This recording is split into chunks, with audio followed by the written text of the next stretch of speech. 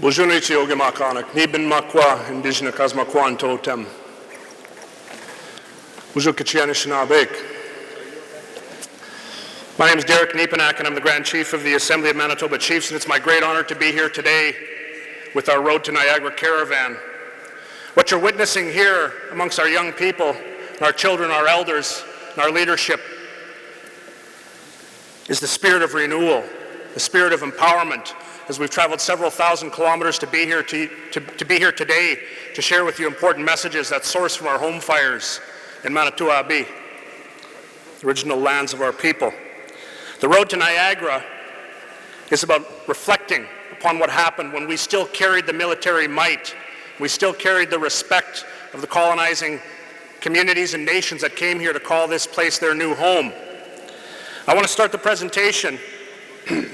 Before I do, I want to acknowledge the pipes that are raised here, the drums, all of you who have made your own road to Niagara, your own trip here, reflecting upon who we are and who we will become in the coming years in this unique time that we're living in.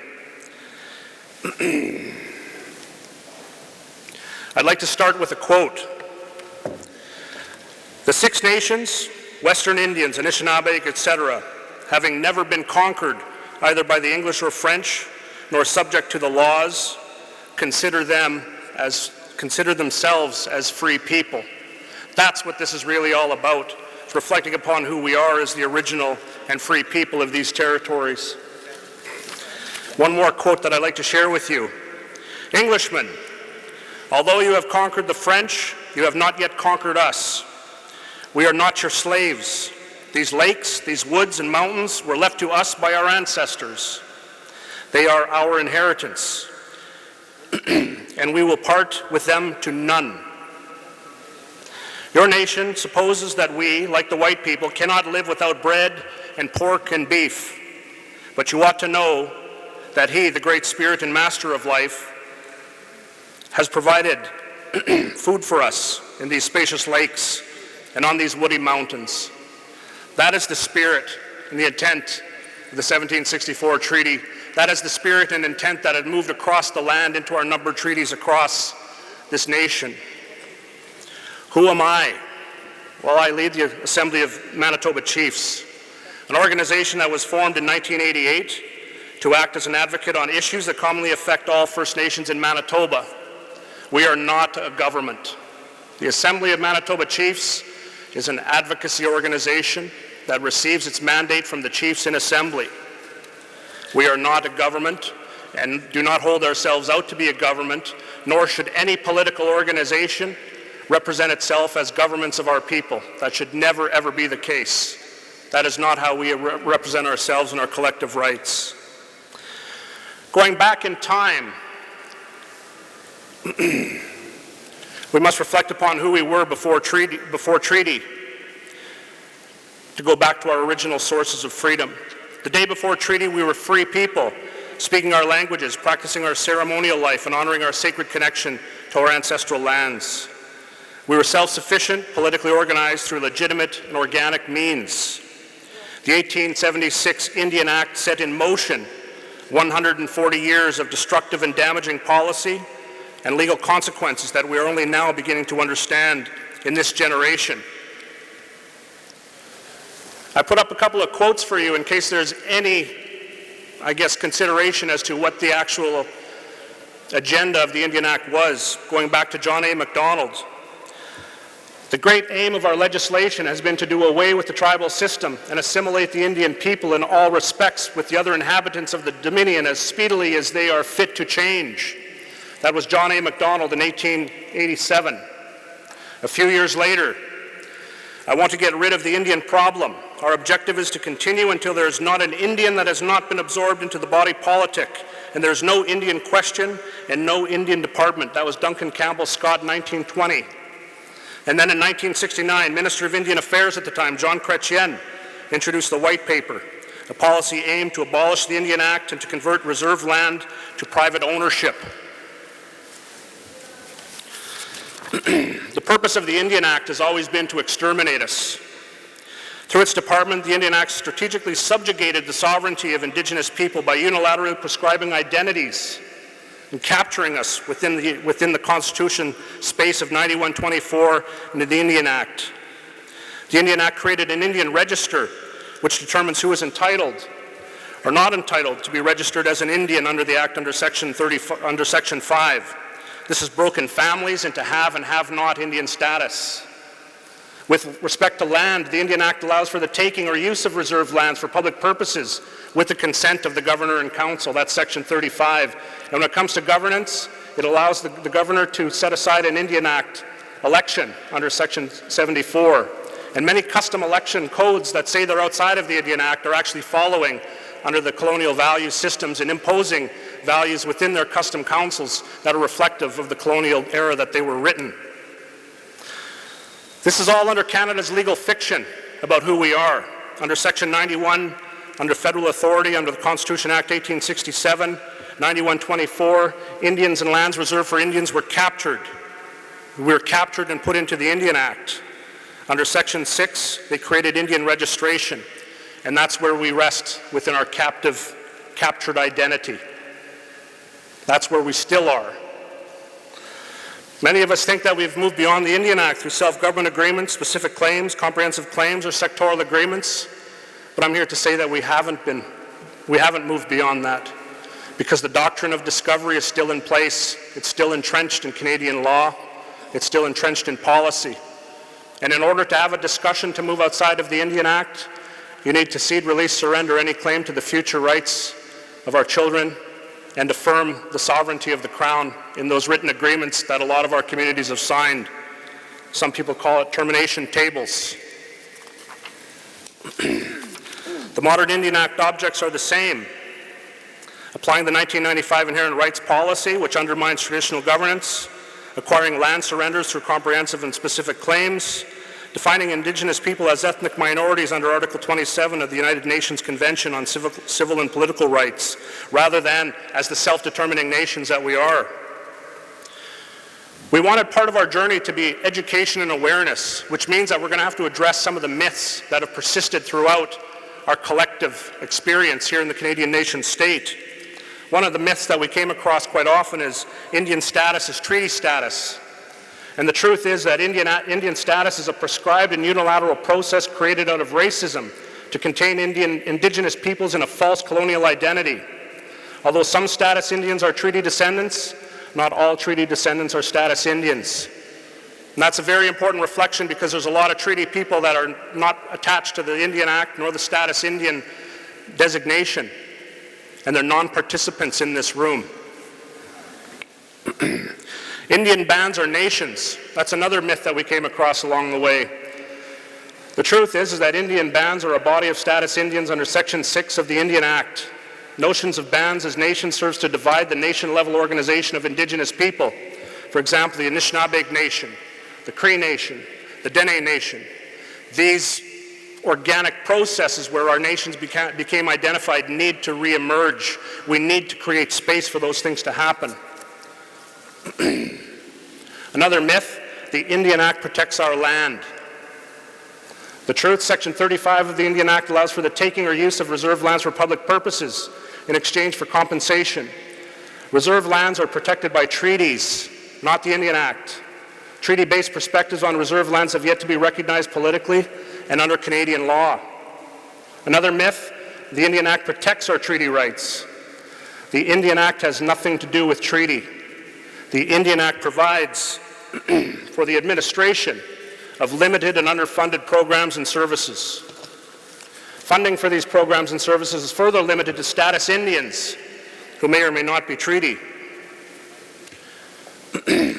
Another myth, self-government negotiations remove us from the Indian Act. Self-government negotiations produce delegated jurisdictions and municipal-style governments for Indigenous communities. Modern agreements also create certainty in favor of underlying Crown sovereignty over our ancestral lands. The ability to make determinations of who is or who is not an Indian is still determined by the department. How do we arrive at these understandings? We arrive at these understandings because we look at the work of previous leaders. We reflect upon the work of example Pontiac, an Ottawa war chief in 1769, who lived in these territories during his lifetime. Sitting Bull, 1890. Dave Crushane and the Manitoba Chiefs of 1971 creating the Wabung document in response to the 69 White Paper. Harold Cardinal in 1970, the Unjust Society. George Manuel creating the National Indian Brotherhood. Elijah Harper, who said no to the Meech Lake Accord. The Paulette Decision, which recognized that numbered treaties are peace and friendship treaties, not land surrender treaties. Sandra Lovelace and the Maliseet Women of the Tobique Reserve in 1985, Bill C-31. The Rise of Idle No More. Sylvia McAdam, Nina Wilson, Sheila McLean, and Jess Gordon. And of course, Cindy Blackstock, a court decision affirming the Government of Canada discriminates against First Nations children on reserve.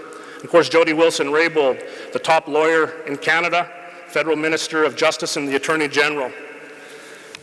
This type of leadership that has brought us to this place to be able to have these types of discussions.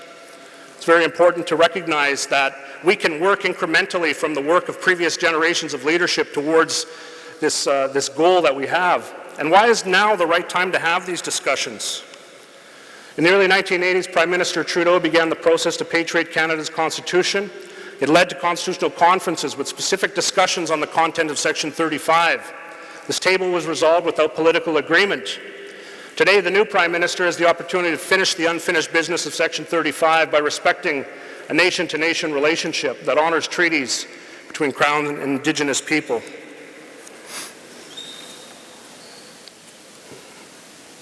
What is different today than in 1969? We have a government that says it wants to renew a relationship with Indigenous people. There's numerous significant shifts in law and policy since '69 that impact Indigenous people. This includes, of course, Section 35 of the Constitution, which has been left to the court system to determine what rights are, which is wrong. Aboriginal jurisprudence cases including Delgama, Keewatin, Sparrow, Calder, Haida, Mikisew, Chilcotin recently. The list of jurisprudence is not exhaustive. The Royal Commission on Aboriginal People, which is still collecting dust by many people's perspective, but little pieces have been implemented in policy, and little pieces have been used to create the law that's now forming that doctrine of Aboriginal rights. The 63 calls to action in the Truth and Reconciliation Commission, and of course internationally we have UNDRIP. We also have the International Covenant on Economic, Social and Cultural Rights, which talks about the right to self-determination. Other committees that are formed at the United Nations also can be utilized strategically. But most importantly, I think that the most significant contribution that can be made and that we need to recognize is the contribution of the next generation. Indigenous youth are the fastest growing demographic on Turtle Island today, and we must ensure that governance structures are designed to allow our young people to flourish, and I can feel that happening now, and that's happening right in this room. Today we have a group of young, educated Indigenous people who recognize the injustice and are demanding change. Our youth leaders are ready and willing to disengage from the Indian Act and revitalize traditional governance led by the wisdom of our elders.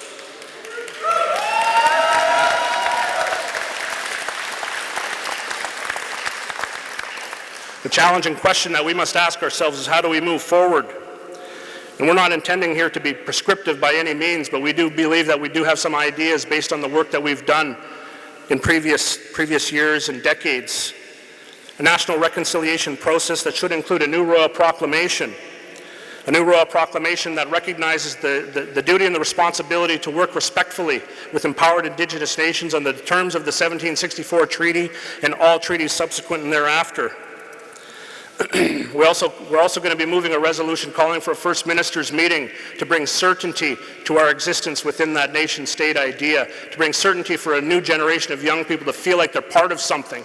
Because right now we sit at the periphery of this Canadian experience and we don't belong there, we belong at the heart of it. And that's something that we need to move forward with.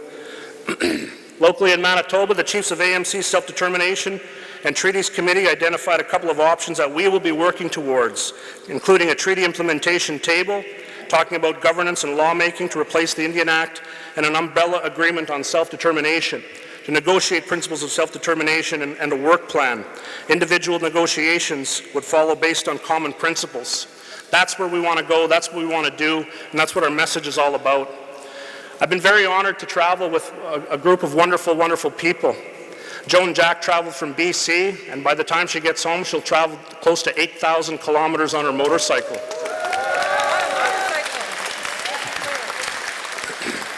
Nadine McDougall, a grandmother, riding at the back of us in the position called gunner, watching over us and making sure we're safe. Very, very honored that she's made the trip as well.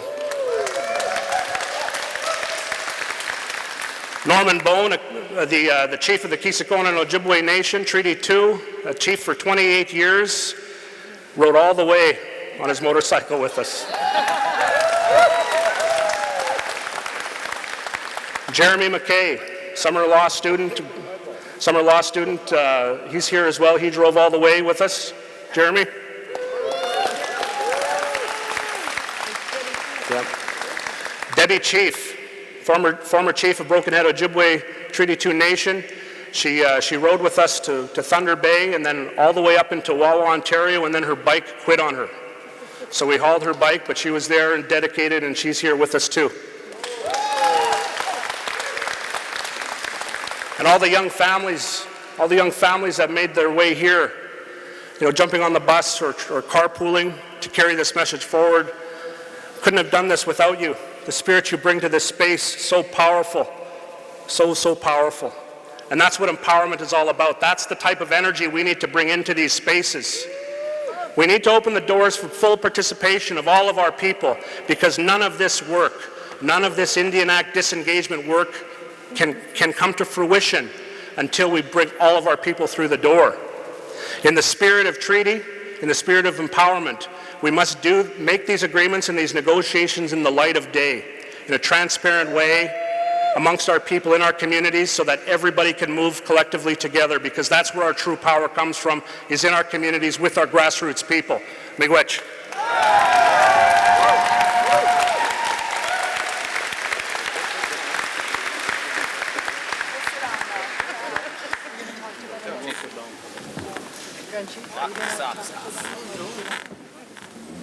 You guys want to sit down?